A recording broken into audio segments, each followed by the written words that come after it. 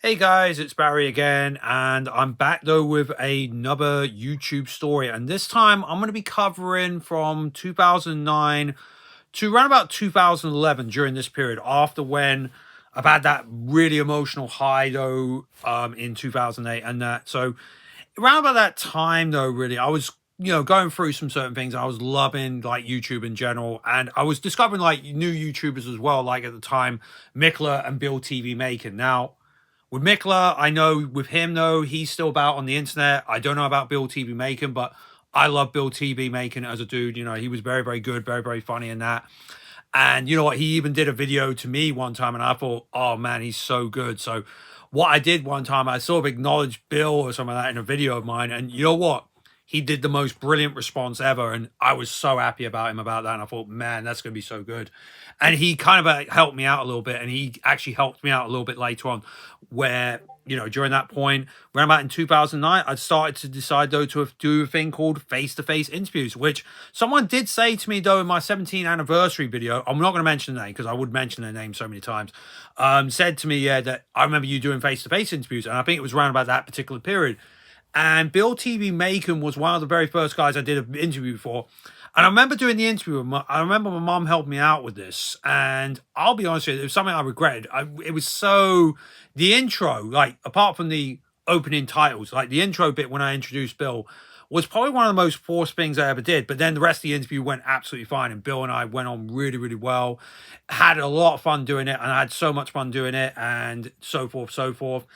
And it was great though to do with. And then face to face became a bit more of a popular thing around about that time, and it did really, really well during a certain period. And I interviewed all kinds of people in that as well. It was really, really good, and it was so much fun though just to do though really as well. It proved to be a bit tricky trying to get people's answers, but it was a lot of fun though as really as well.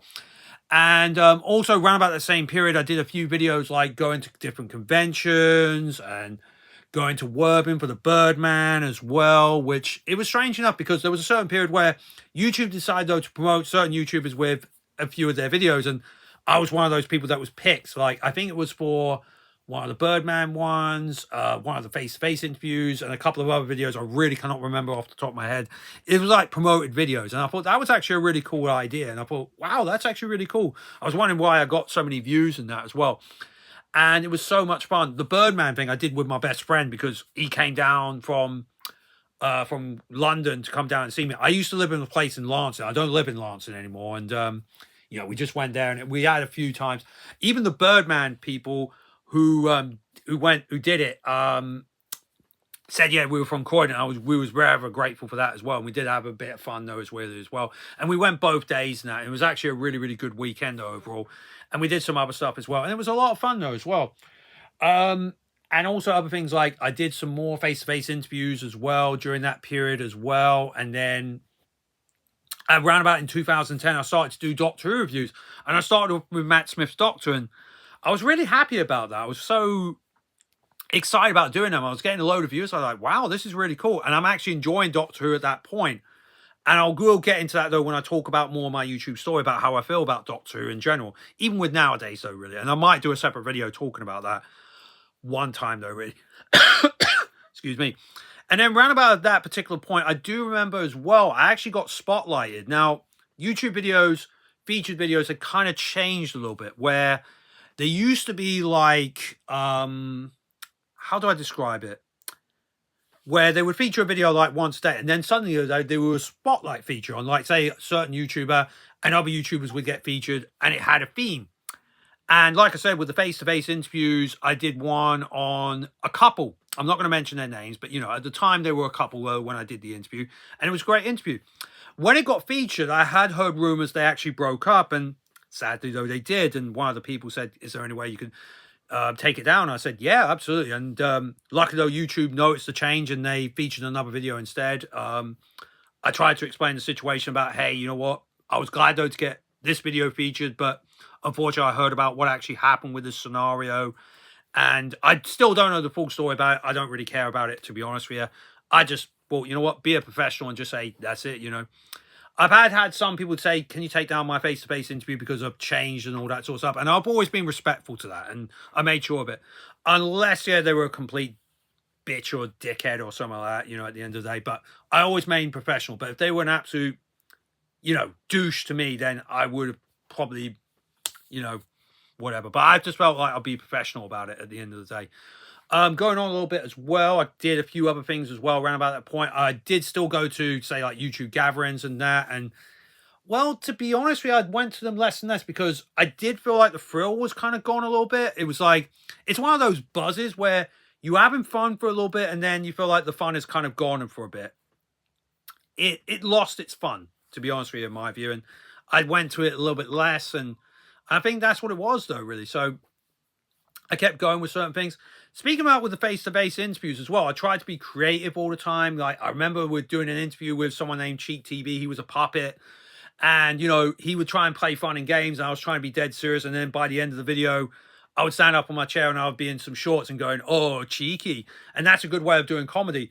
And then by the end of the first series of face-to-face, I remember as well, my first guest was Bill TV Maker. And Bill came up with the idea, how about I interview you? And I went, oh my God, this would be a great finale. And you know what? He would come up with the questions. I would do the answers, same thing. And I felt very, very comfortable by that point. I really, really enjoyed doing those face-to-face interviews. But, you know, it kept going for a bit. I think it went on to like 2013 or 2014, which I'll get into a bit more, though, a little bit later on as well, where I think I did like 4 series. I did some interviews at gatherings and that. So then it made it a bit more easier. But, you know, it was felt like a live thing. I actually spoke, one of the guests I spoke to, he was actually an extra for a film called The Hangover as well. And I remember we were doing it over a phone call and there were certain bits where I had to film my segments. But then when he would tell me like a bizarre story, you actually heard my phone call bit. And I was like, I thought that had to stay in, no question. But, you know, the guest was actually fantastic. I think his name was Casey. He was a great lad. He was absolutely brilliant. Absolutely brilliant. And I think he was trying, I don't know what's happened to him though nowadays, but he was actually really, really cool in that. So that was actually really awesome. And I actually enjoyed doing all that, you know, no question about it during that time. And I think it was a proven ride though, up until 2011. I did feel like I was losing my YouTube mojo at that point. I was more focused on just enjoying the ride a bit. And during some of those promotional stuff, I did earn quite a bit of money from YouTube, but not, would you say, life changing or something like that. I think at one point, I think I only earned, well, I don't normally like talking about money, but I will get into that. I think just for that one time, I think I earned like £100 just for that one particular month where I was featured quite a lot on certain things. Yeah, it was also game reviews. I remember that. I was doing game reviews and such as well around about that time, which I did enjoy though a little bit. And I did a few unboxings, but I felt like it was getting a bit stale after I did it for a while because it started to feel like a job. And I think that was probably one of the reasons why I cut back a little bit. I know some people were like, oh, can you do another game review and such? But, you know, I had to buy games every week and it proved to be daunting. It proved to my wallet, you know. I wasn't sent games though, really. I actually bought the games though, really, at the end of the day. So there you go. But I still had some fun with it. But, you know, I just wish it was a little bit less stressful in that. So there you go. Next time I'm going to talk about 2012 to 2015. And then after that, it will probably be 2015 to, you know, when my first account actually disappeared. So I will speak to you guys very, very soon. And I hope you can take care. Peace.